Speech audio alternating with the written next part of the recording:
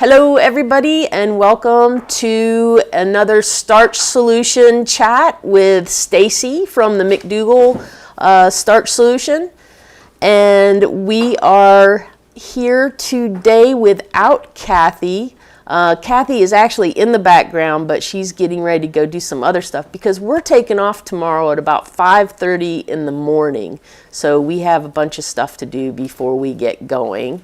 And for those of you who do not know Stacy, I'll go ahead and let Stacy introduce herself and give you a little background on the McDougall. Hi, everybody. I'm Stacy. Nice to meet you.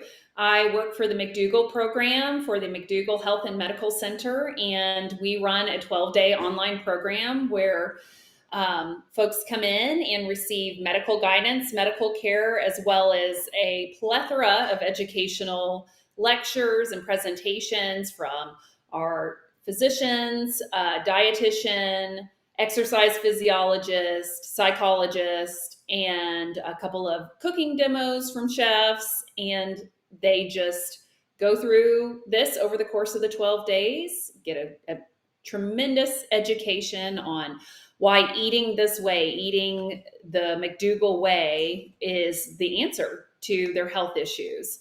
And so we hold their hand through that process. I'm a support specialist, and I and my coworker Tiffany and I split the patients, generally speaking, and we hold their hand through the course of the program and for a year following the program. So the support continues, and they ask us anything and everything, and we support them in adopting the lifestyle and navigating all the many various bumps in the road and learning how to truly live this as a lifestyle as opposed to a crash diet or other things they've tried in the past. So that's what I do. I do a lot of other stuff at the McDougall program, kind of in the background.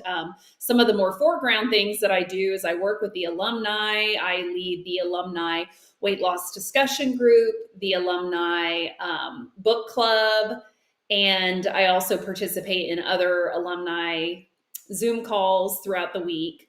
So that's kind of what I do in a nutshell, in addition to all the background stuff. But I'm a registered nurse. I live in Texas, and I have loved working for the McDougall program for almost coming right up on my 4-year anniversary with the McDougalls, and it's been a total delight and a pleasure. Wow, that's awesome. 4 years. Yep. That's awesome. It's been great. So we have some people joining us. Lisa is here. Hello, Lisa. It's good to see you. And Deborah is here.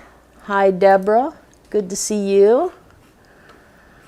And if anybody has any questions they would like to start out by asking Stacy that has to do with the McDougall or anything that you want to know, just let us know so we can go ahead and get your questions answered for you. I have been very tickled the fact that I've lost a little bit more weight.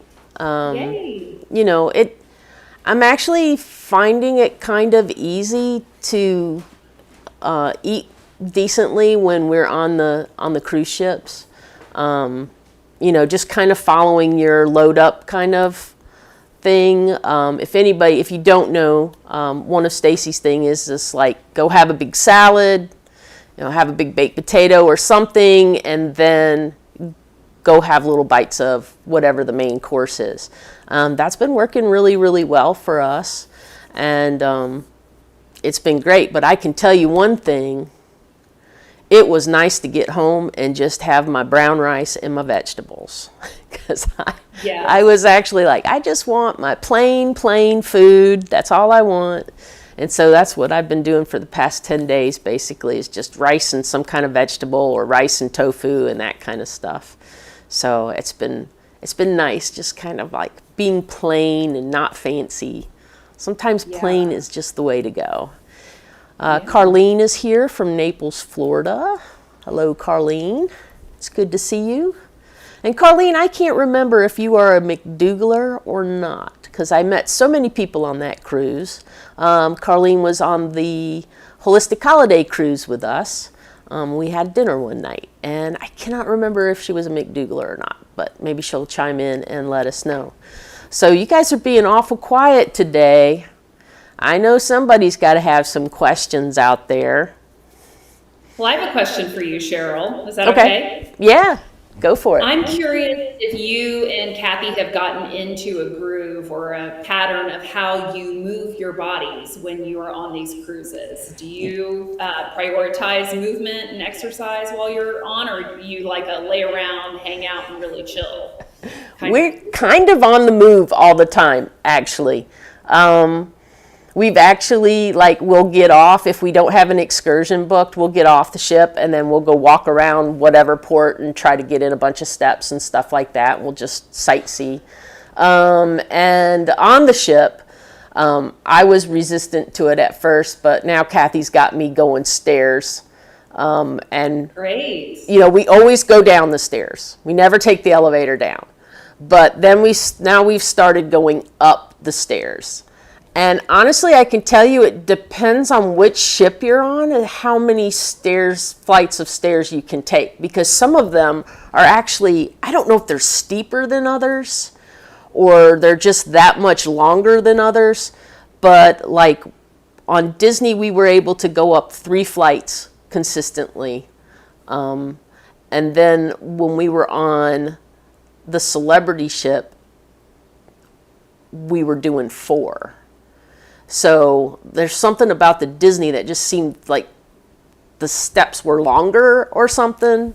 And so, but that was the best way to get around on that one because the elevators were crazy. They were the most weird elevators I've ever seen. They were like narrow and long. Instead of like wide elevator. They were really weird. Like you could barely get 2 people side by side and then you just kind of stacked like 8 deep. It was just weird. They were weird elevators. So we took the stairs as much as we could. So that's awesome. Looks like we have a question from Deborah. Okay. And Deborah says, I'm struggling with 5 pounds within goal. I facilitate up and down with those 5 pounds. Vacillate, sorry, not facilitate. But I notice my BMR is rather low, and if I eat as many potatoes or starches as I want, my weight will continue to go up, so I need to only consume what I need instead of what I may want. Okay. And there was no question attached. That was more of like a statement. She said, I do exercise every single day in order to maintain my weight, but realizing if I want to stay at my weight, need to stay within a certain amount of calories. Do you have any thoughts on this?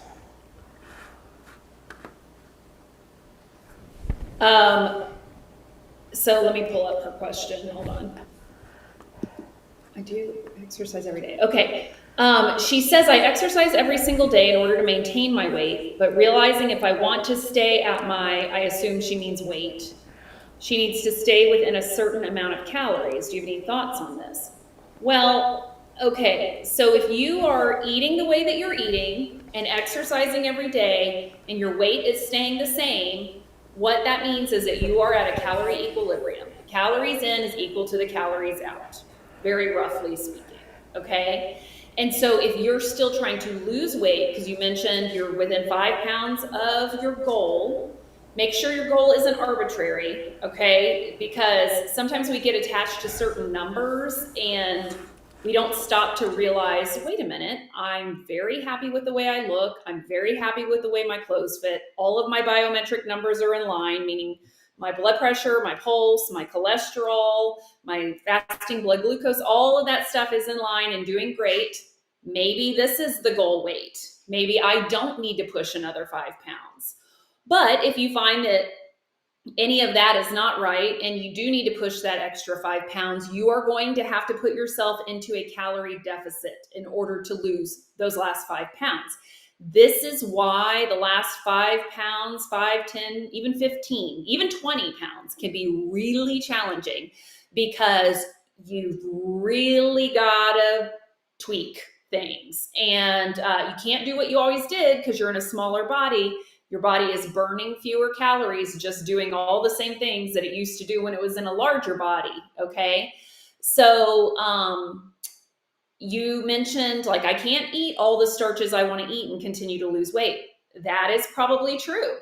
So this is where the way that we recommend people tweak things is to increase your non-starchy vegetables and fruit and decrease the portion of starches that you're eating. So let's say, for example, at dinner time, you normally eat, a very large baked potato, a cup of beans, and a salad.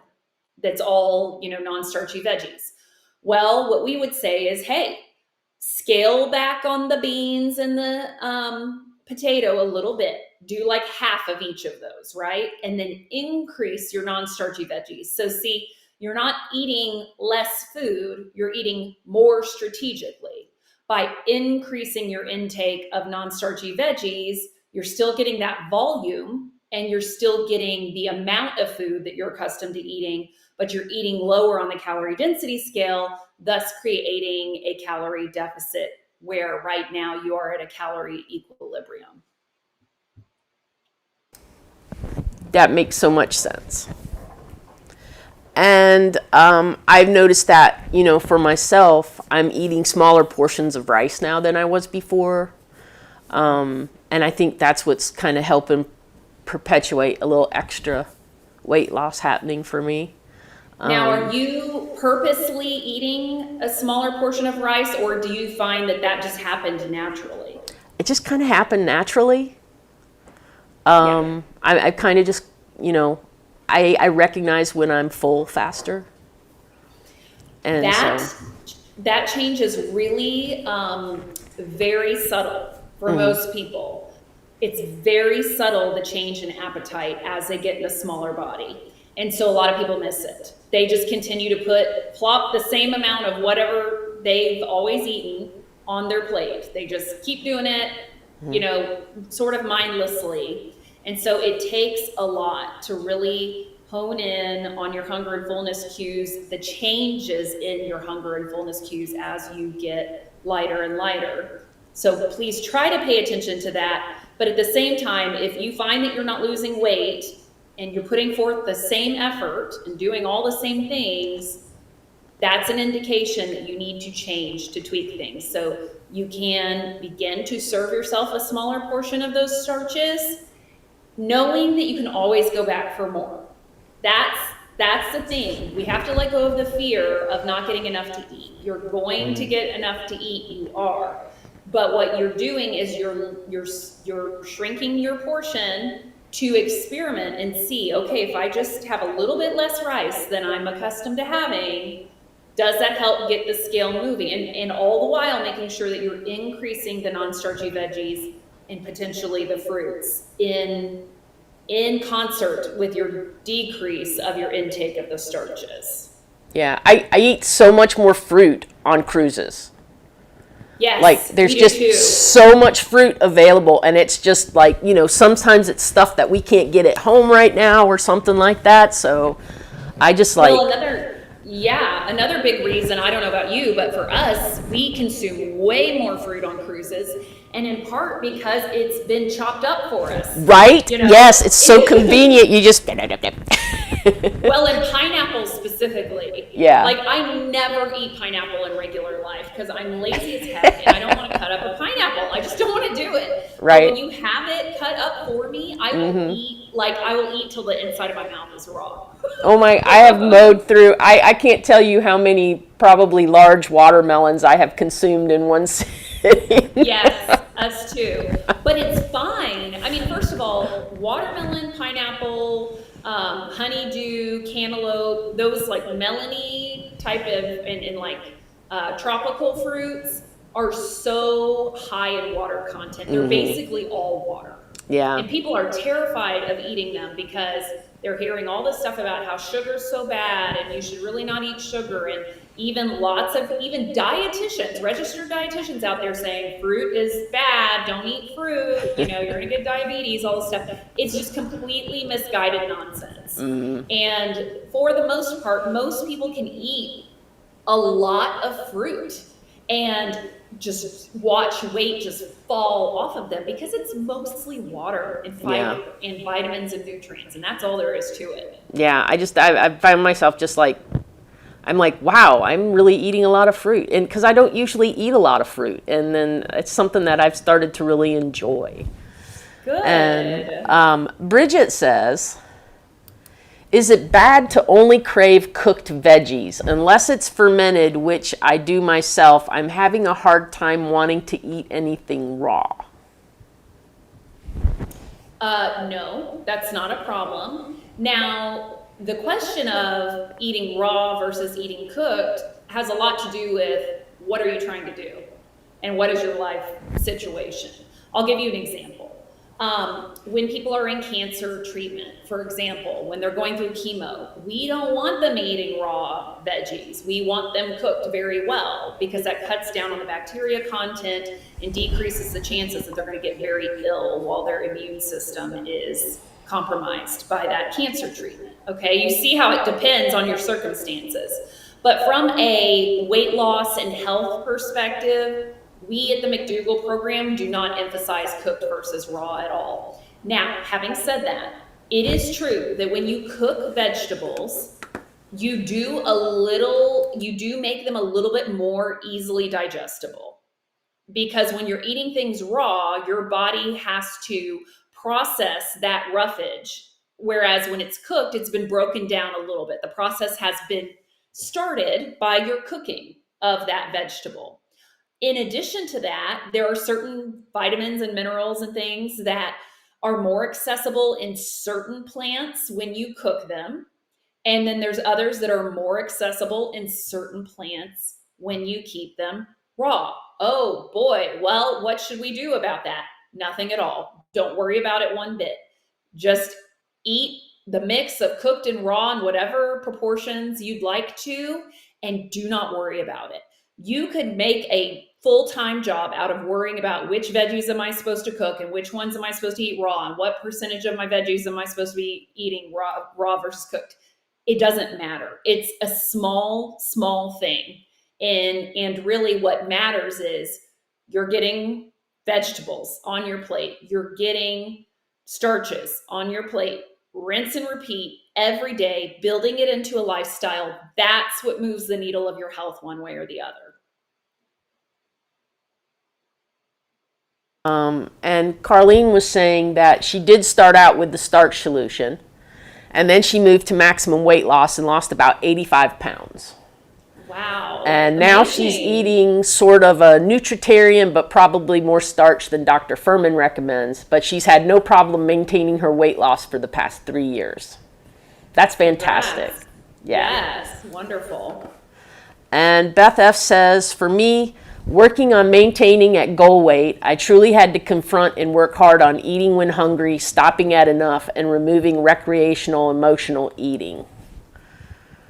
Yes, and it's a lifelong work. It is. It's not one of these things. We want it to be like a class that we take, and we get in at the end of the semester, we get our A, and we move on with our lives, and that's just not the case. No. Learning to listen to your body's hunger and fullness cues is a thing that we practice, just like learning to play the violin, right?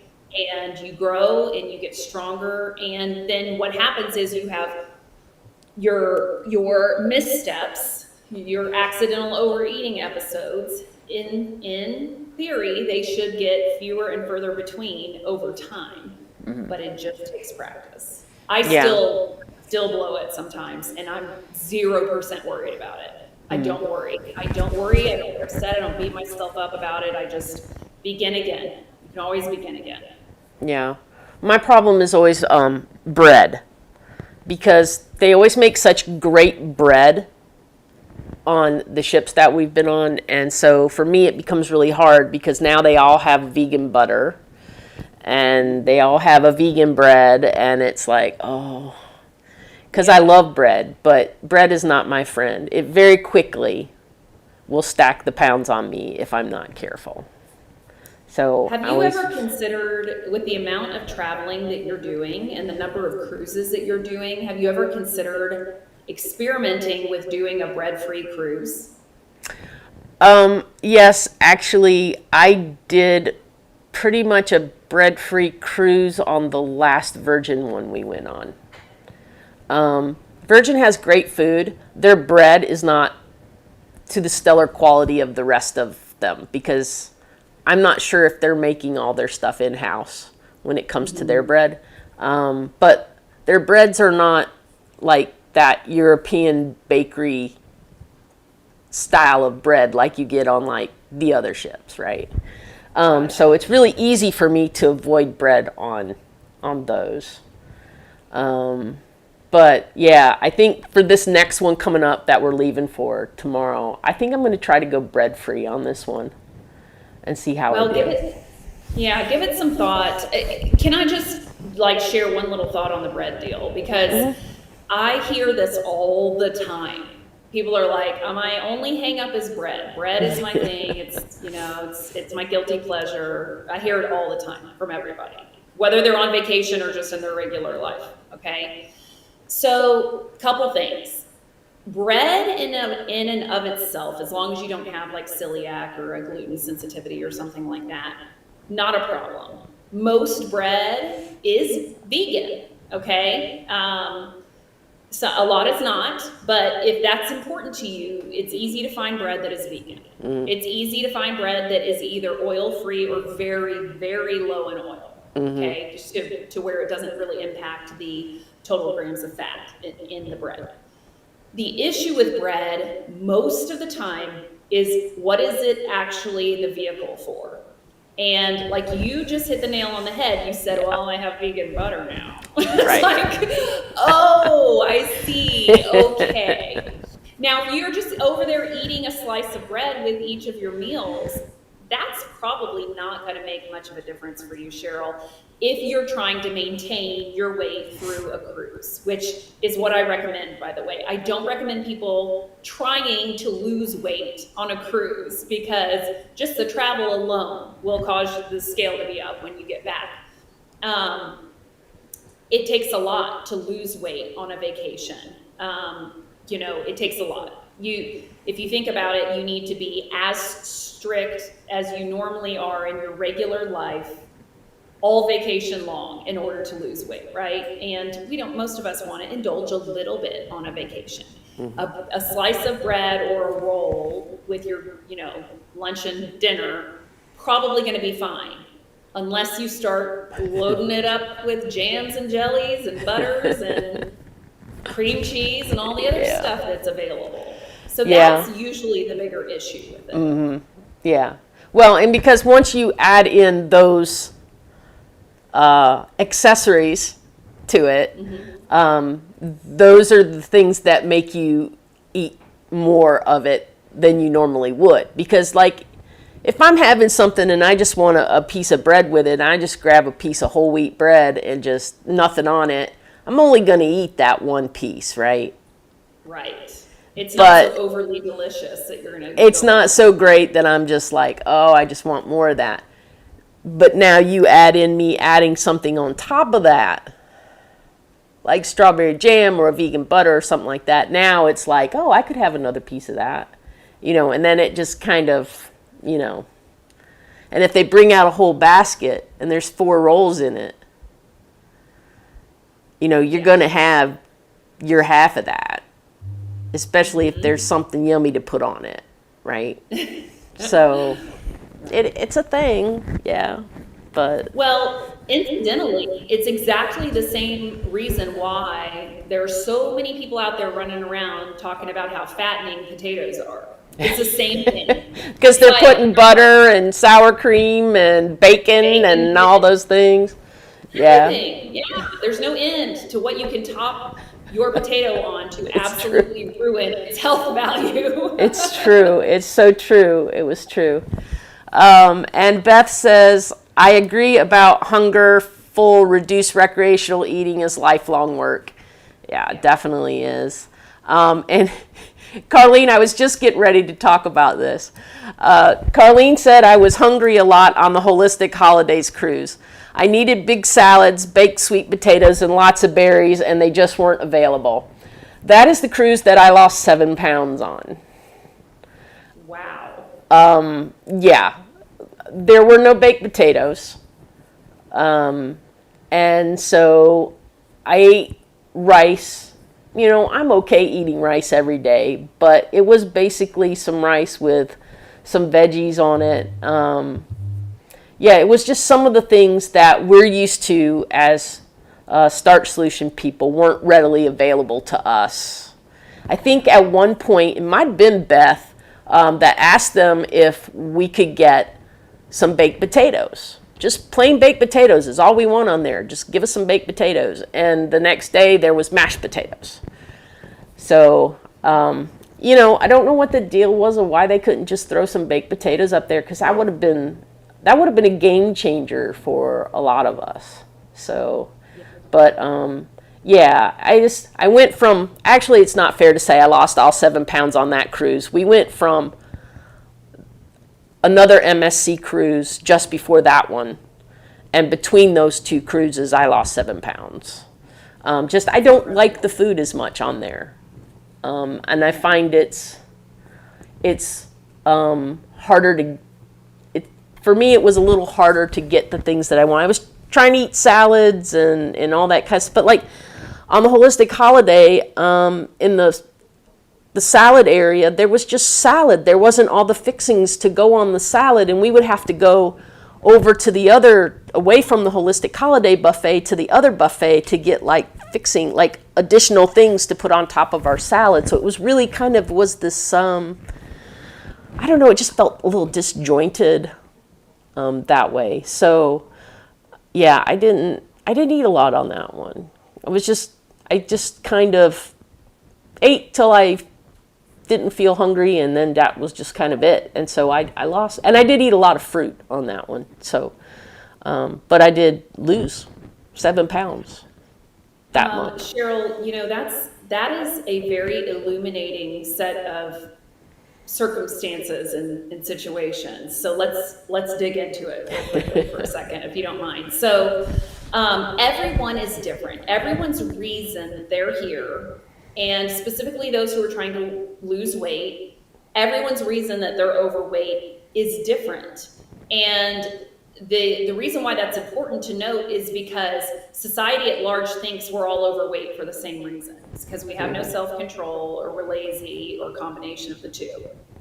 That's just the truth. That's what we've been led to believe. If you want to lose weight, you move more, you eat less. It's not that hard, get with it, basically, is the message that's sent to all of us that are overweight. But it's extremely important for you, for yourself, to really dig into the reasons why. Why am I overweight? Why do I overeat? And to begin to leverage that information to make it easier for you to lose weight. And in your case, you're describing to me a situation where you were on 2 back-to-back cruises where you didn't really like the food, and so you ate just enough to get by, basically, and you dropped a ton of weight as a result. That is fascinating information that you can use in your regular life at home. And I hope that Kathy will hear this, because it sounds like, to me, that Cheryl's issue is, if it's too good, I will overeat it. It's true. And if it's not very good, I'll leave it alone.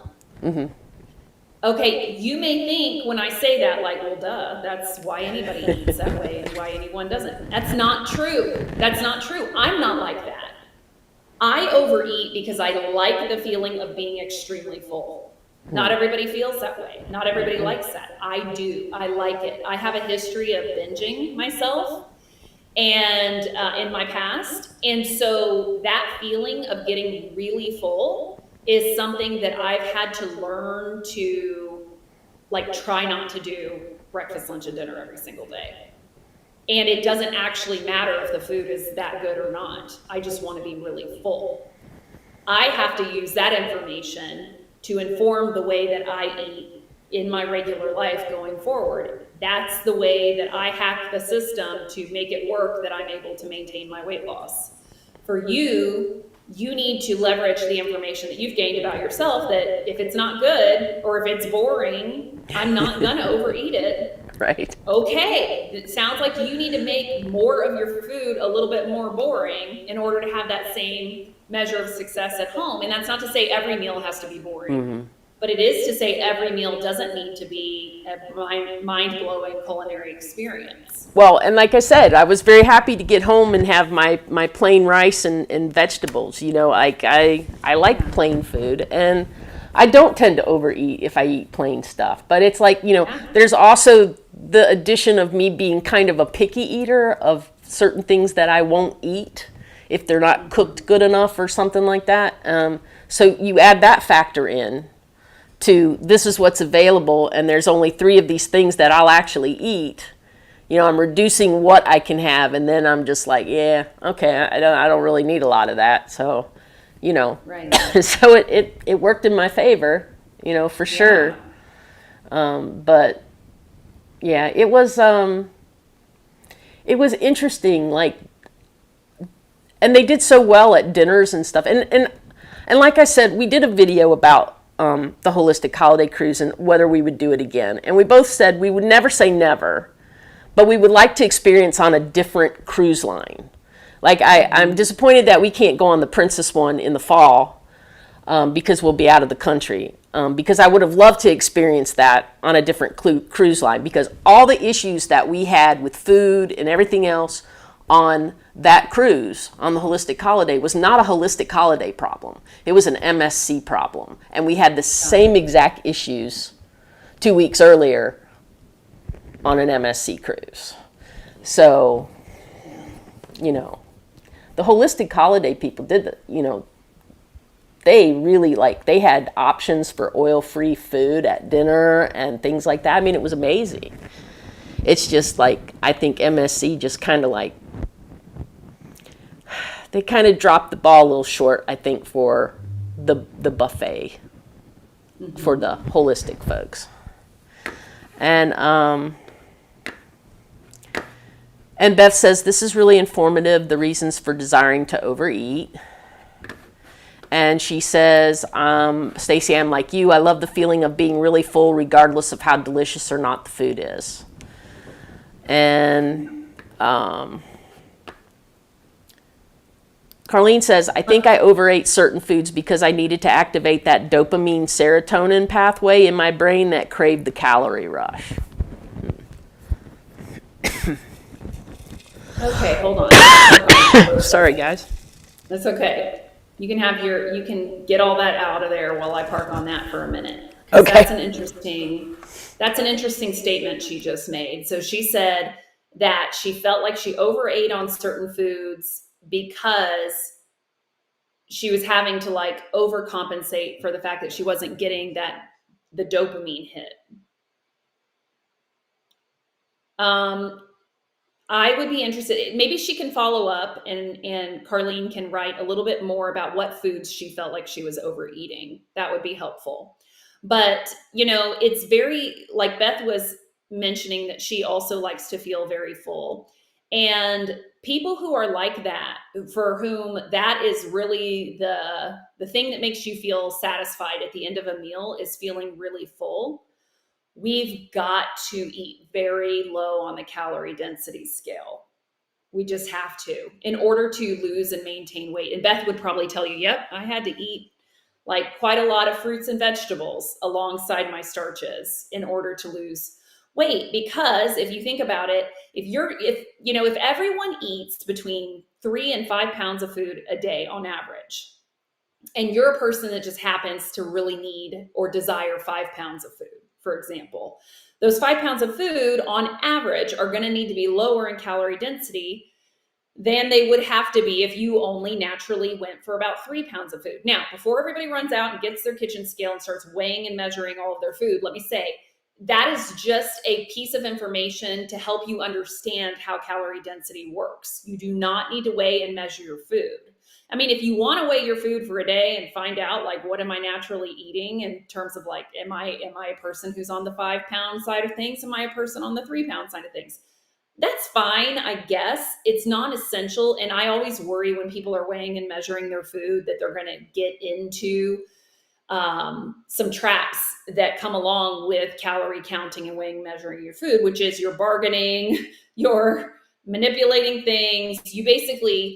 You shut off the part of your mind that we want to be devoted, and you instead shift all of that energy towards counting and measuring and weighing.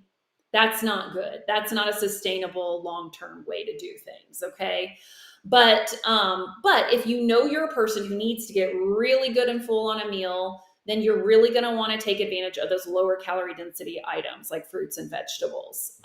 So do you see how, like, as I'm describing the way I am, the way Beth is, I'm not saying like, well, we're just broken and we've got to change. We've got to become people who don't depend on being full. Like, that's what everyone else out there in mainstream diet culture would be trying to tell you, Beth, and trying to tell me and everybody else out there who can identify with this is you need to eat less.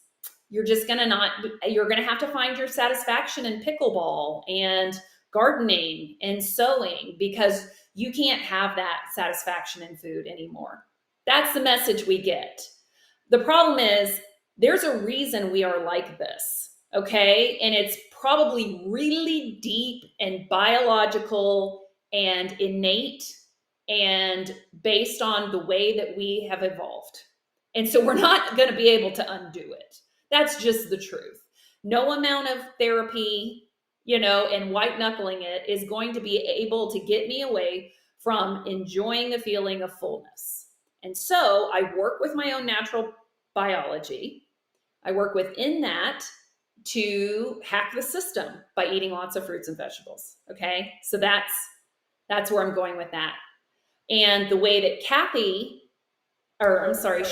the way that Cheryl can hack her biology is she knows that she is an animal that is going to turn up her nose and walk away if the food is not good enough. That is great. Yeah. That is a superpower. And as we discussed, you can use that to your advantage at home. And you do. I do. By eating your plain rice and vegetables. I do. I enjoy my plain rice and vegetables. I don't know. To me, that's my new comfort food. I can't even tell you the last time that I had tomato soup, which, I used to have about once a week, and I haven't had any of that. Wow. Yeah, I'm still not like a huge salad fan, but I'll do it when I have to. I don't know, too much chewing. I don't know. That's fine. But some people don't like salads. That's okay. You need to force it down. Yeah, I think when you were talking, one of the things I thought of was like, you always hear about people where they talk about, well, I'm a volume eater. And they'll tell you I'm a volume eater. So I eat like, all this kale and lettuce and stuff like that to fill me up because I like a lot of volume kind of thing. And so that kind of like, oh, now that makes sense to me, right? Of why they eat the volume stuff. Right. That makes so much difference. Yeah, definitely. Let's see, and Beth says, yes, Stacy, calorie density, and I eat more than 3 to 5 pounds of food per day. I probably average 7 pounds most days, and I definitely eat more veggies than the average bear. I am just like that. Beth and I are like identical. That is, I'm sure. Honestly, I haven't ever weighed it all out, but I'm certain that I'm either at the very highest end of that 3 to 5 or well over it, and I eat a ton of vegetables. I just love vegetables. I mean, it started when I started trying to lose weight and trying to eat the McDougall way, and I learned about calorie density. I was kind of forcing veggies in there at that point because I knew they would help me lose weight. But this is the beauty of it, is once you get accustomed to eating lots of vegetables and you make it a part of your lifestyle, you grow to crave them and enjoy them so much, like you just described, Cheryl. And the thing is, like, I don't eat veggies because anyone's telling me to. I truly love them. If you were to tell me tomorrow, like, hey, you're going to do 1 week without any vegetables. It's only starches. I would be so super sad because I enjoy them so much. And I also think they help with my hydration and all of that. And I live in Texas. It's hot Oh, here. yeah. We sweat a lot. I exercise a lot. I think it would be really hard for me to keep up with my hydration without those non-starchy veggies and fruits. That makes sense. And Dawn says, Stacy, I so appreciate you.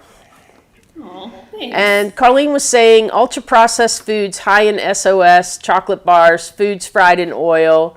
She said, I don't have those cravings anymore, but I would never touch those foods again because I'm afraid they would get me hooked again. They will. They will. And that's called The Pleasure Trap. If you haven't read The Pleasure Trap yet, I highly recommend it. It's a fantastic.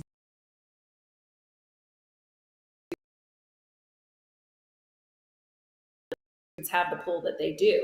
And you're absolutely right. If you start leaning into that category of foods again, you will get hooked just like you were, just as hard as you were before. The beauty is that you can always get out. It's hard work.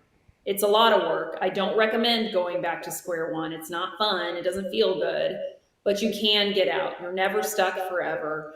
Food is drug-like. It does produce drug-like effects in our body, which is why we keep coming back for more. We keep craving, we keep struggling through it.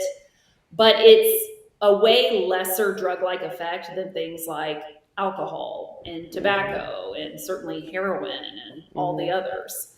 So you can do it. People kick much worse habits and addictions to the curb all the time. But it needs to be taken very seriously. Yes, the power and the pull of the pleasure trap is very real. Yep. Obs is here. Hey, Obs, it's good to see you. Some folks said they were having some audio issues. Looks like they might have fixed them by closing YouTube and coming back. And so I think we're probably okay now. Beth says, I've never exactly weighed my food, but there are days when I am eating food where it is easy to add it up. Example, a day with 1 pound bags of frozen veg, potatoes, which I know the approximate weight of, etc. Yeah, that makes sense. I bet I could do that too. I mean, honestly, I have an idea of like how much things weigh, so I probably could sit down and figure it out, but it's a lot. I know that for sure. I mean, when I go eat, okay, first of all, let me just say, my siblings don't eat the way I do at all. And anytime we go out to eat, the things that I order, of course, are low calorie density and they're aligned with the McDougall way of eating. But I always end up ordering, basically the way I order at most restaurants is I'm going to be ordering from the sides, right? Because they don't have a whole plate that's like going to work for me most of the time. But when I order the sides, I will order like 5 or 6 sides. I will. And so, of course, it's so embarrassing. They have to come out on an individual plate, each one, even if I ask for them all to be on the same plate. No, we're going to bring you 6 plates of food. And so my siblings or my friends or whoever's out there with me is like, whoa. And I'm like, yeah, I may take some home or whatever. I never do. I eat the whole thing. But it's great because our food is so low in calorie density, most of it, that you can eat volumes and volumes of food and still lose or maintain your weight pretty easily for most of us. Yeah, and I noticed that every day is kind of different. Like, yes, some days I wake up and I'm like hungry right away and I want to eat something. And then some days I don't even want to eat until well after lunch. And so I just kind of go with it. And just you must kind of eat when I have to. Or sometimes I don't realize I need to eat if I'm busy doing stuff. And then Kathy will remind me because she'll be like, you're getting hangry. You need to eat. But so she notices it in you before she notices you even notice it for yourself. Yeah. Fascinating. And Elizabeth says this discussion is so helpful. Oh, good. So glad.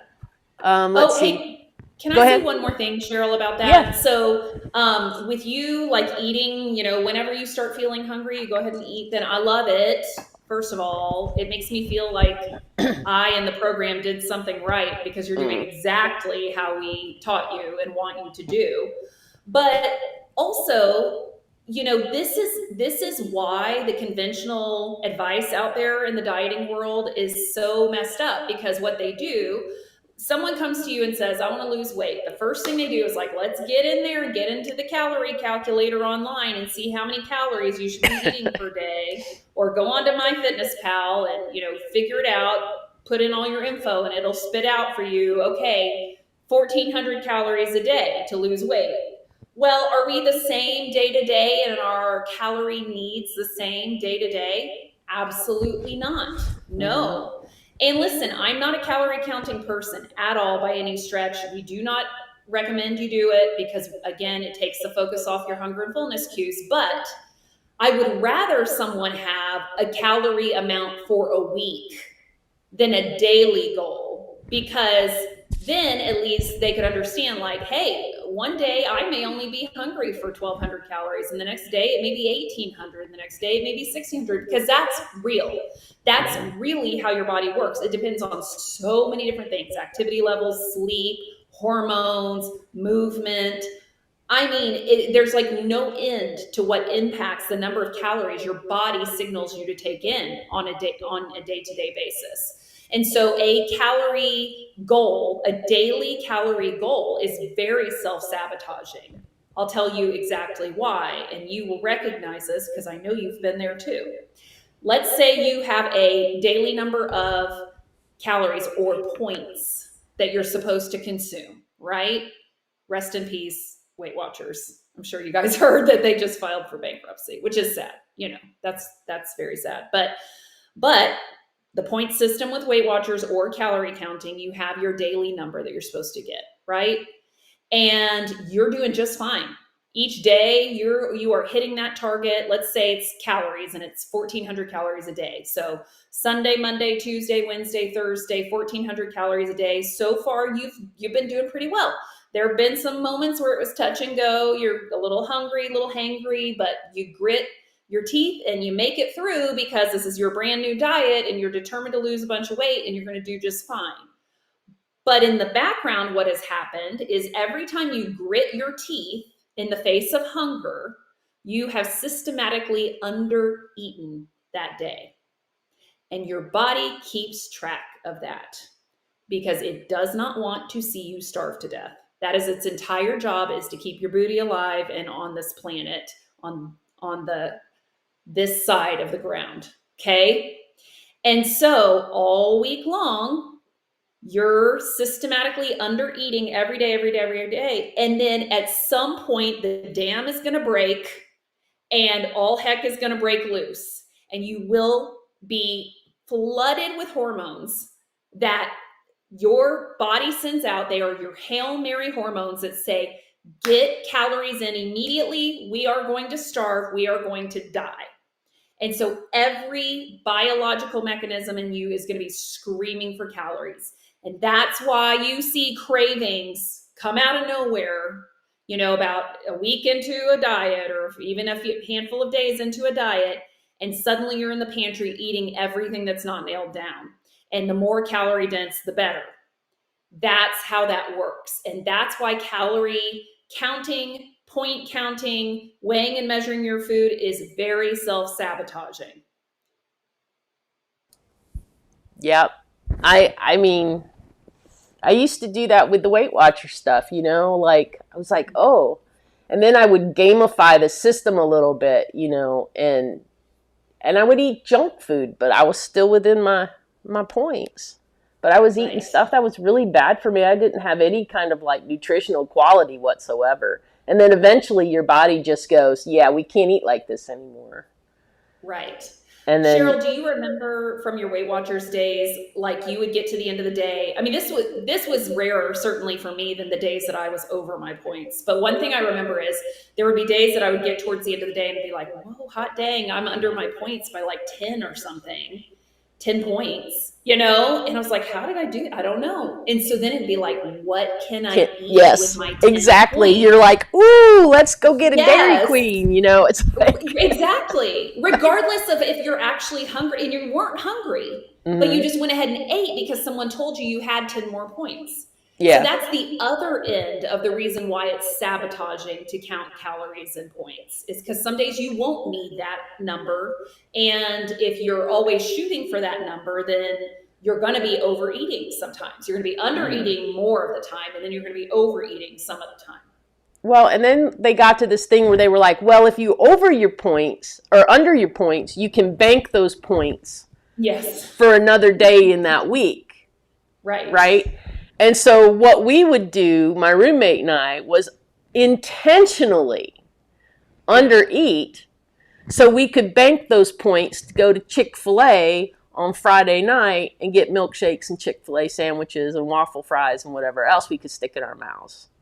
Right. So then we just basically ruined the whole week. Yes, you did.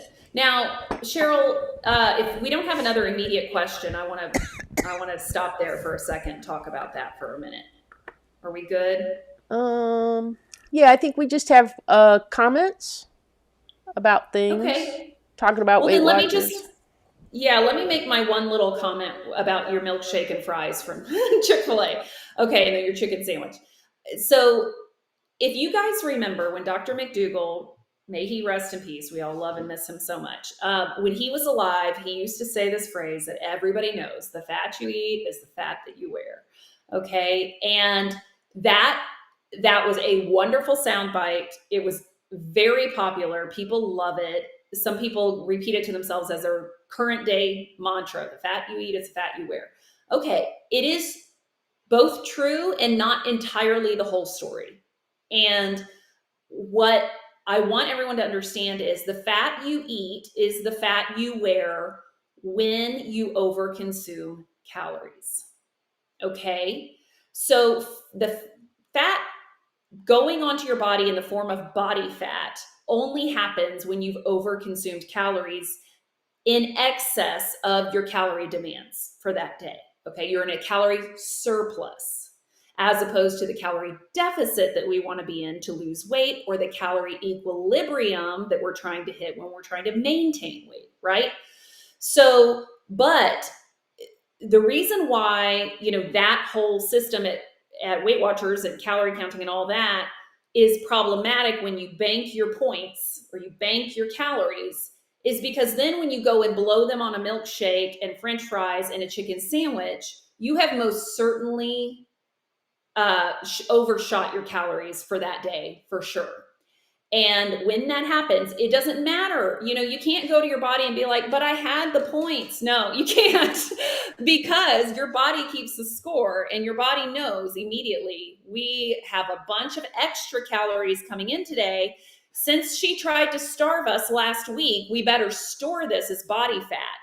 And the point that Dr. McDougall was trying to make is, when you eat things that are high in fat, certainly milkshakes, certainly French fries, certainly fried chicken sandwiches or hamburgers, they are predominantly fat, right? That is effortlessly stored on your body when you are in a calorie surplus. And so that's why it doesn't matter what the system is. If they're telling you you can bank your points or your calories and then you go below them all in one day, your body will thank you very much by taking the opportunity to take that fat, that direct fat that you just dumped right in, and storing it as body fat. Yup. That's why I was saying, like, I recognize now that was just, all I was doing was just forcing my body to store even more. Yeah. And then I could never figure it out then. But, I've noticed now, sometimes if I have a day where I don't eat a lot because I'm just not hungry, and then the next day I eat more, it's like I don't store that. Like, I see it on the scale a couple days later, I actually lose like a pound or two. And it's because I'm not storing that. My body's going, oh, we're efficiently using things, right? And so I feel like that's made a huge difference these past couple months for me. Excellent. Like it's made a huge difference for sure. Right. Just, and then also I don't think about it as much anymore. Like I just go, well, I'm not hungry, so I'm not going to eat. Like, right. But then as soon as I start to feel a little hungry, then I eat. Yeah. You don't panic. Hunger. Yeah, I don't panic because I know I'm just going to eat and it's not a big deal. So I'm never in a situation where I feel like I'm not going to be able to eat. Yes. And I think before I used to always think, gosh, what if they don't have anything I can eat? Or what if they don't have anything that I like? What if they don't have the vegetables I like? What if they put too many onions in something? I was always worried about that kind of stuff. And now I just don't worry about it because worst case scenario, I get a baked potato and some green beans, right? I mean, I just don't worry about it as much anymore. And I think that's taken a lot of pressure off as well. So excellent. It's right where we want you to be. That's wonderful to hear that. And SFOS says, I took the 12-day and I'm at goal for almost 1 year. Just had a very big bowl of mashed potatoes for lunch. Yummy. This is certainly not a diet of deprivation. I get all I need. That's right. And Beth says, Stacy, thank you so much for helping me remind myself that there is nothing wrong with me for the volume of food I eat. You are so right about the messages we get from the world about that. Yeah. And Kathy says, I'm with Stacy on the veggie love. I am addicted to many veggies. And Vi says, since I buy greens in bulk at Costco, I eat more because I don't want to waste them, and it works. Yeah. Can I just say something real quickly about that? I'm sorry. I'm laughing because Stan, my husband, he teases me. It's a very good-natured teasing, but he always tells me, with you, Stacy, and greens, there's 3 levels. There is, I just bought the greens. It's an emergency. We have to eat them as quickly as possible. There's the eating the greens, which is like constant, and it's also sort of panicked. And then the third level is, oh my gosh, we're almost out of greens. We're out of greens. Like that's a 5-alarm fire. Like you've got to get back to Costco and get them again. So he's like, you're either like so panicked because we have too many greens and we need to hurry up and eat them before they go bad, or you're panicked because they're gone and we need to hurry up and get them before we don't have them anymore. He's like, maybe we should just not eat greens for a while. I'm like, what? That's funny. Yeah. Oh. And Beth says, after 1 billion years of Weight Watchers, I am good at estimating the weight of my food. LOL. Kathy's here. Yay. Kathy Seball. Hi, my spud buds. Sorry to be late, but happy to be here now. It's good to see you. And Caroline is here. And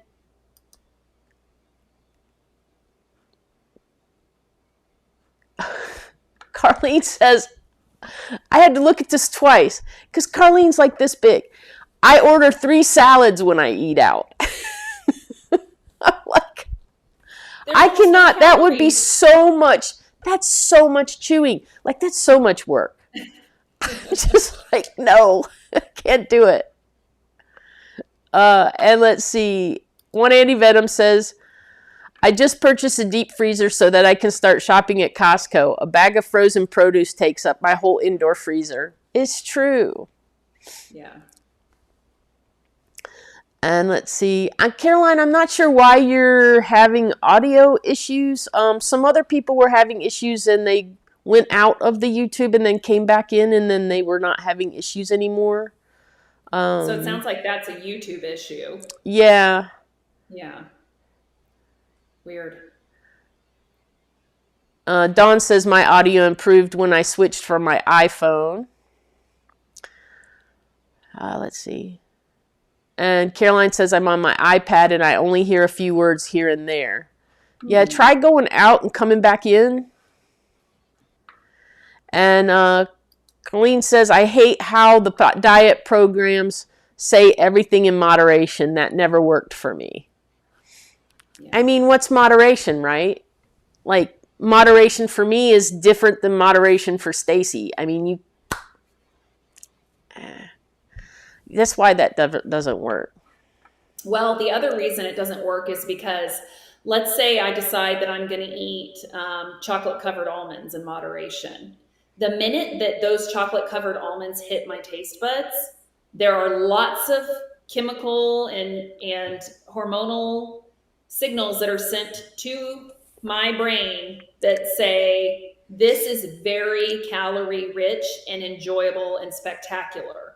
And in turn, my brain sends signals that says, well, then keep it coming. Because my brain's job is to try to get the calories when they're available. Because for most of human history, that's how we stayed alive. We needed to binge on calorie-dense items in order to stay alive because we didn't know when the next meal was coming. Mm-hmm. Obviously, that's not the case for us today. Right. And that's where the problem lies. And so when we try to say, I'm going to have chocolate-covered almonds in moderation, there's going to be a spectrum of how people are able to handle that. And there are going to be people who are way over here and go, I can have 2 chocolate-covered almonds and I'm fine. The truth is they might not have survived in the ancient world because they didn't have that binge instinct to eat as many of them as possible. That's just the truth. Thankfully, they don't have to worry about that now because there is abundant food available. But then there's people over here on the other end of the spectrum who, the minute those chocolate-covered almonds hit the mouth, their brain screams, eat them till they're gone. Mm-hmm. And it's very hard, if not darn near impossible, to stop the train of your brain once it gets going on that.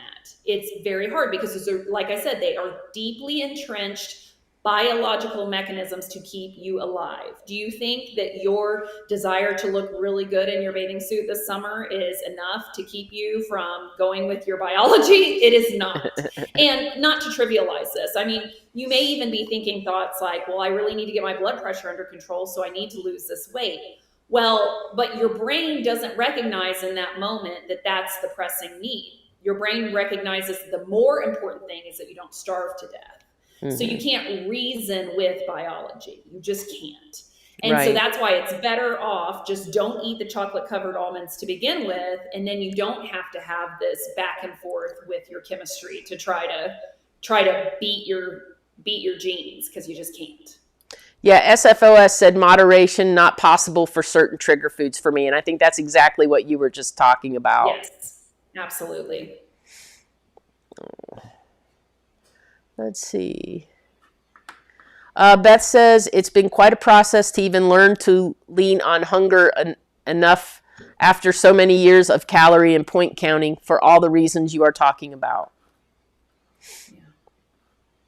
And Carlene says, I suspect Weight Watchers was grooming us for failure, so we'd have to keep coming back. Oh, I hope that's not true. And I know for me, everyone that I knew in Weight Watchers was very well. You know, I don't know what the very tippy top of the people in leadership were doing, but I know that the people who I knew through my meetings and all that really were trying to help me lose weight. But I think the system, the way it was set up, just it wasn't ever going to work because it didn't take all those biological mechanisms into account like we're talking about now. Yeah, and Beth says, letting my body tell me how much to eat instead of something external telling me what and how much to eat. It's much better. Yeah. And SFOS says it does take time to relearn what true hunger feels like. Mm-hmm. JJ is here. Hey, JJ. And let's see. Kathy says, I wish the chat on YouTube would let us do individual reactions. I agree with all you have said.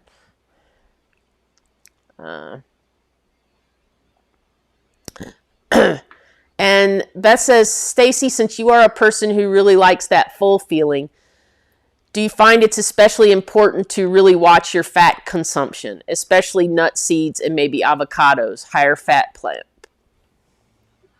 Yes. And also, I just had to experiment with and relearn this lesson for myself very recently. So I'll share a short little story about it.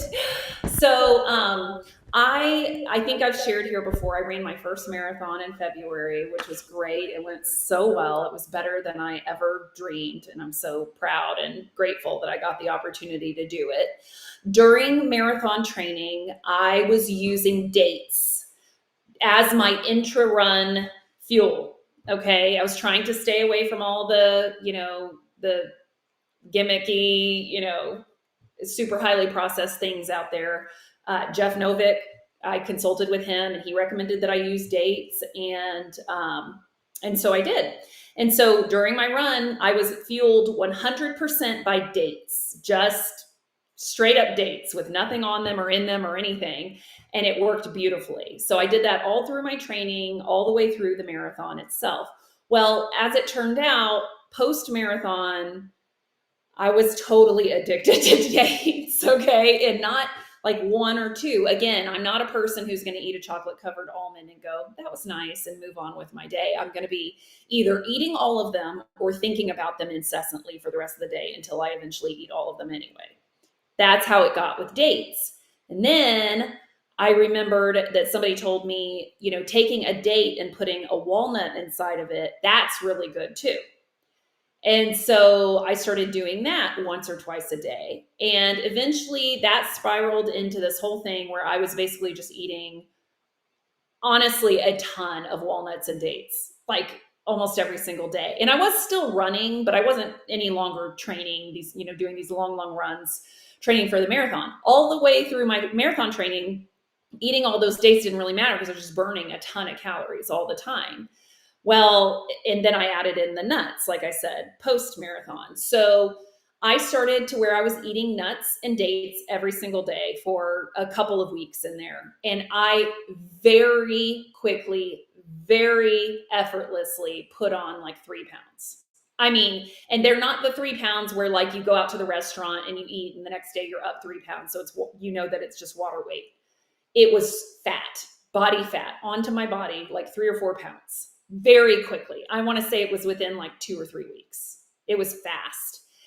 And that reminded me, this is why I advise to all of my patients, hey, the nuts and seeds, you've got to cut them out completely, or you have to understand the power of them. Because we were, how we were talking about milkshakes and French fries earlier? Nuts and seeds are even more calorie dense than those things, believe it or not. And so even though they are healthy, they will pack pounds on you faster than you can even imagine. It's exactly why when I worked at the Cancer Society, we advised patients who were losing weight or were underweight and were losing their appetite, hey, you don't have to eat a bunch of them for them to have an impact and get some weight back on you. So nuts and seeds and nut butters are the way to go. So let me just say, if you are trying to maintain your weight, you have lost weight and you're trying to maintain your weight, I would only, this is my new policy because of my experiment that I ran and the hard lesson that I learned is nuts and seeds for me and nut butters are a outside of the house food. Meaning, if I go to a restaurant and they have a salad and there's pistachios on it, fine. That's nice. That's like part of the experience of going out is I get a little bit more indulgent food than I would have at home. But I'm not eating pistachios at home because there's a big bag of them in there. My kids love them and my kids are growing boys and they eat pistachios. I don't eat one pistachio because I know it's very hard for me to stop at one. And I know that that will pack the weight on me faster than anything else that I would ever eat. So yes, Beth, long story to tell you, absolutely yes, I have to watch my fat intake, but not so much with avocado and not so much with tofu. And I'll tell you why. Everybody puts avocado, tofu, nuts, seeds, nut butters, all in the same category as if they're all the same. They're fats, right? But there is a huge difference. Nuts, nut butters, seeds, all of those are approximately I'm sorry, not 2,800 calories per pound, all the way up to, I think, 3,200 calories per pound. Very high in calorie density.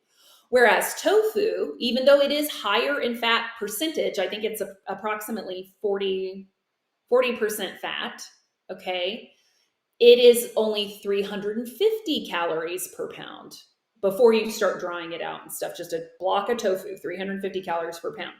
Do you see that that is a tremendous difference? So the chances that I'm going to eat enough tofu such that I'm way outside my calorie, my calorie burn for the day, such that I would store that as body fat, are way lower than the chances I could do that with nuts and nut butters at basically 3,000 calories per pound. That would be very easy for me to overshoot my calorie intake for the day and then go ahead and store that as body fat. Same with avocado. Now, avocado is a little bit more borderline. It's about 750 calories per pound. And the other issue with avocado is that some people love it so much that when it hits their taste buds, it's that thing that we were talking about where the flip switches and they can't stop. I personally do not have that with avocado. I could take or leave avocado almost any day. No problem. I do not overeat it ever. I've never, ever overeaten guacamole or avocado. I like it. I don't like it enough to overeat on it. So I know for me, that's not a danger food. I speak to countless other patients who go, avocado is a problem for me. And if it is, then you treat it with the same caution that you would treat tofu if tofu is a problem for you. But the two of those things, tofu and avocado, just aren't quite as bad as nuts, not even close to as bad as nut seeds and nut butters.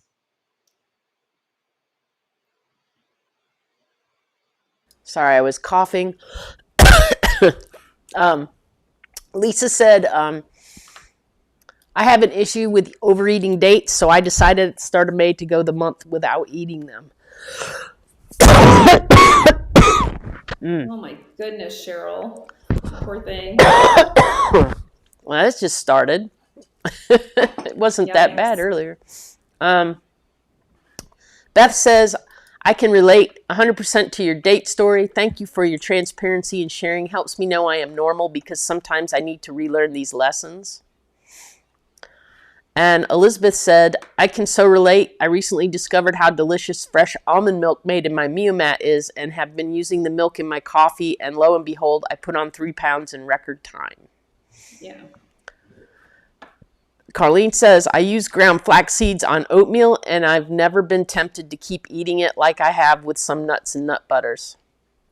Right. So ground flax seed, that's one of the reasons why when people are like, ooh, I just want to make sure I'm getting plenty of omega-3s. Well, number one, you probably are doing just fine on a whole foods plant-based diet. But if you're concerned, the form in which you get it, we recommend be ground flax seed because it doesn't taste, it doesn't do that for people. I have yet to meet one single person who said, oh yeah, can't get enough of the ground flax seed. Like it just, it just doesn't do that in the way that like walnuts do or peanut butter or something like that. So yeah, ground flax seed is a great way to do that. Add just a tablespoon to your oatmeal and it shouldn't hook you like nuts and nut butters generally do.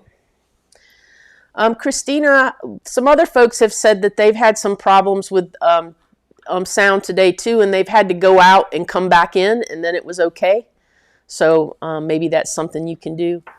We're getting on about 2:30, and we do have things we have to do this afternoon.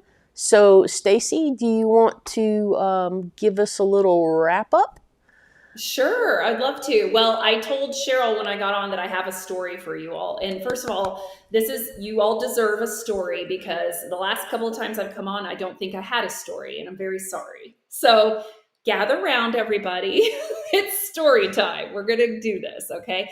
I actually, this happened just the other day. And as soon as it happened, I thought I've got to save this for the folks on Kathy and Cheryl's show because I know you love story time. So here's what it is. So my eldest son, who is a freshman in high school, love him to pieces. He's probably my very best friend. I just love him so much. Don't worry, I'm still very much his mom and his disciplinarian and all of that, but we are very close.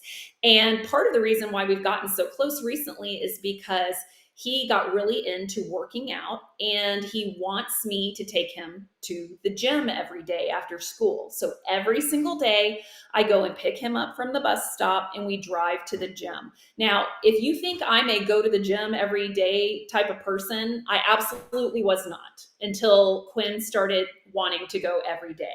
I didn't want to go every day. I certainly don't want to go at 5 o'clock every day, but this is the life. Okay. This is the life I am living. And so every single day I take him to the gym, but he's tall and thin and incredibly fit and needs lots of calories. And so he's like starving when he gets off the bus at the end of the day. So we finally settled many, many weeks ago on he wants me to make him peanut butter toast, peanut butter and honey toast every single day. So every day I make peanut butter and honey toast and I meet him at the bus stop and he eats his peanut butter and honey toast on the way to the gym and then we go do our workout, okay? Well, so I do this every day while he's en route on the bus. And so he's never seen it done. He just knows that he shows up, I've got the toast, I hand it to him, he eats it and he loves it, right? Well, the other day, I don't remember what exactly was. Oh, it was the weekend. It was the weekend, okay? And so we were getting ready. He wanted to go to the gym on the weekend.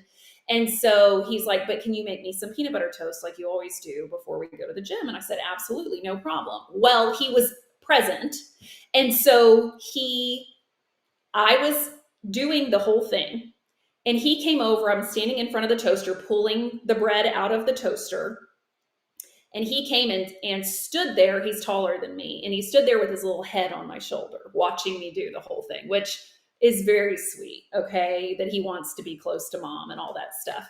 So anyway, he's watching me do the whole thing. I've got the peanut butter, I've got the honey, I've got the toast. And as I'm doing it, every single step right before I'm about to do the thing, he's like, well, what about the da-da-da-da? Okay, so let me just say it to you. So I toast the bread and I open the toaster and I can see that the bread is like not quite toasted enough. Quinn immediately is like, Mom, it's not toasted enough. And I'm like, Quinn, I was just checking it. We're going to put it back in and get it toastier. And he's like, oh, okay, good. And so then we get it toastier and then it dings. And so we pull it out and it's perfect. Okay. And so he's like, oh, good. Yeah, now it looks right. And I'm like, I know. I literally do this every day, kid. But anyway, so he's observing me and I pull the toast out and I put it on this cutting board. And he's like, I need a plate. And I'm like, Quinn, I do the whole thing on the cutting board first. And then I put it on the plate that I bring you. He's like, but it has to be that special plate that you always bring in the car. And I'm like, again, yes, it will be the special plate. Don't worry. And he's like, okay, good. So then I put it on the cutting board and I get the peanut butter and I do a smear of peanut butter across both slices. And he's like, that's not enough peanut butter. I'm like, Quinn, this is the way I do it. I do one layer real thin and then I do the honey next. And he's like, oh. And so then I pour the honey. And he's like, that's not enough honey. And I'm like, actually, it is enough honey. You'll see that when I do the next smear of peanut butter that it mixes in and it kind of spreads out more. And he's like, oh, okay. And so every step of the way, he's like panicking because it's not looking like he wanted it to look and how he's used to it looking. And, but yet at the end of the whole operation, I presented him with a perfect 2 slices of peanut butter and honey toast, just like he's used to having it. And I handed it to him and he's like, oh, Mom, it's perfect. Thanks so much. And as I'm handing him the plate, he goes, whoa, that was an emotional roller coaster. And I'm like, you're telling me, kid, I'm just not used to someone literally on my shoulder telling me that I'm not doing it right, the whole entire time. But we laughed and had like a real funny moment about it and everything. And he went and ate it and all that. But what I was thinking of later as I was like processing this experience was I was like, okay, this is what it's like when we are so focused on like, what is the scale doing right now? What are my results? Are the results that I'm seeking? Is it happening? Because, like, we're so focused on the results and the outcome that we're ruining the enjoyment of the trusting in the process. And so this is not unlike our weight loss and fitness journey, where there is a process that must be done. There is literally no way to the outcome. There is no way to the goal without the process. And we have presented to you the McDougall diet, which is the process, right? For whatever you're trying to get to, whether you're trying to lower your blood pressure, escape diabetes, lose weight, or a combination of all of those or some other thing, right? Those things are the outcome, but the McDougall diet, the McDougall way of eating day to day to day is the process. We have presented the process to you. We've given you the guidance. And now we're saying, trust the process. Just trust it. Trust it because we are trustworthy and we see people get the goals that they desire literally all day, every day. We see this happen for patients. Okay. So what I would say is get your mind and your eyes off of the nitty gritty, like, why isn't the scale moving the way I want it to? Some people get on the scale 2, 3, 4, 5 dozens of times a day. Whoo, babe, put that thing away. Put that thing away and trust that when you are eating starches, whole, water-rich, cooked starches as a center of your diet, with the addition of fruits and vegetables, and that makes up the vast majority of what you're eating, that is going to result in all of the health outcomes that you're seeking. And so you've just got to settle in and just trust the process. You were not meant to sit there and be watching every single solitary part of the process, because some parts of the process don't look right. They don't look like they're working, Oh, I ate nothing but apples and potatoes yesterday, and now I'm up on the scale. That must mean that apples and potatoes are bad. No, it doesn't. It just means that your body is processing them and figuring out its way. And in the end, apples and potatoes do lead to weight loss. So you don't need to be so hyper fixated on the outcomes. You just settle in, trust the process, live your actual normal life, where you don't have to be 100% laser focused on food at all times and weight loss, and it will come naturally. Your job is to be so invested in being consistent with this way of eating. Your consistency is what wins at the end. Okay? So that's story time. I hope you enjoyed it. I hope it was useful to you. That was so good. Everybody is saying what a great story and great wisdom. Very Thanks. comforting. It's a beautiful story and so true. It is. We all tend to get in the minutia sometimes on stuff, and in the end, that just drags us down a little bit. And I think I've been focusing really hard on not trying to get in the minutia of things, in all things in my life, because whenever I do that, then I get myself so amped up that it affects everything else. So I'm just trying to be like super chill and just kind of do my thing. So I think it's working a little bit for me. It is working. You are working it. You're making it happen. And you're now in that nice little sweet spot that I like to call the deep groove. I got that terminology from Dr. Lyle. And the beauty of the deep groove is once you're in the deep groove, where you have just worn that groove in the path by going through it over and over and over again, meal after meal after meal after meal, it's actually easier to stay in the groove than it is to get out of it. Mm-hmm. That's the sweet spot. That's where we want you to get. Any of you guys who are listening right now who would say, that's not how I feel, I don't feel like I'm in the deep groove, then your job, your one and only job right now, is to keep wearing the groove in the path. Just keep going. You must continue to string meals into days, into weeks, into months. And that is how you create a deep groove of a lifestyle that is sustainable long term. If you don't feel like you're in that deep groove, that's your only job right now, is to get there. Give it the time that it takes. Yep. Exactly. Cheryl, you need to go take some cough medicine. Oh, I think it's my allergies more than it's anything else. Yeah. Because I noticed I started coughing and stuff as soon as the air conditioning kicked on. I think I might need to check my filters and see what's going on. Yep, go do that. Oh, but yeah. Good story. I love story time. Always gives us something to leave and think on. And we appreciate you so much for coming by. And we will see you next month, hopefully, at some point. Yes. We have Tiffany next month. And so hopefully we'll have you next month as well. I'd love to come by. I hope you guys have a great vacation. Enjoy it. Thank you. We will. First time in Alaska. So we're going to take lots of pictures and hopefully see lots of things. Cool. Can't wait to hear about it. All right, guys. We're going to sign off for today. Thank you, Stacy, from everyone. And we'll see everybody real soon.